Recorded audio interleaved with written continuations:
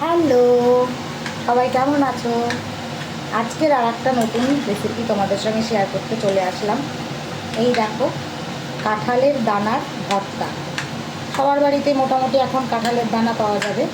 দানাগুলোকে প্রথমে বয়েল করে নিয়েছি, তারপরে ওর মধ্যে একটু চিংড়ি মাছ দিয়েছি। এই দেখো, চিংড়ি মাছ, পেঁয়াজ কুচি, লঙ্কা কুচি, একটু রসুন কুচি, এই দিয়ে ভর্তাটা বানিয়েছি, যেমন করে ভর্তা বানাই।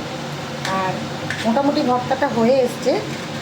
আর এই যে একটু ধনে পাতা দিব, ব্যাস, তাহলেই হয়ে গেল আমার ভর্তা। এদিকে দেখো, চিকেন রান্না করছি, কিন্তু চিকেনের থেকেও আজকের এটা আমার বাড়িতে হিট, ফেভারিট হয়ে যাবে, সবাই আজকের এটা ভালো খাবে। এদিকে আমার মাংসটাও হয়ে গেছে, আর এই দেখো, এই ভর্তাটাও হয়ে গেছে। ভর্তাটা এবার নামিয়ে নেব। সবার কাছে অনুরোধ রইল, একবার হলেও এই কাঁঠালের দানা এরকমভাবে ভর্তা করে খাবে। একটু চিংড়ি মাছ দেবে, পেঁয়াজ কুচি, রসুন কুচি, কাঁচা লঙ্কা কুচি, আর ধনে পাতা, আর এটা সর্ষের তেলে করবে। দেখো কত সুন্দর হয়েছে দেখতে, খেতেও দারুণ, একবার করে খাবে। তো বন্ধুরা, এই দেখো, এই রেডি হয়ে গেছে এই ভর্তাটা।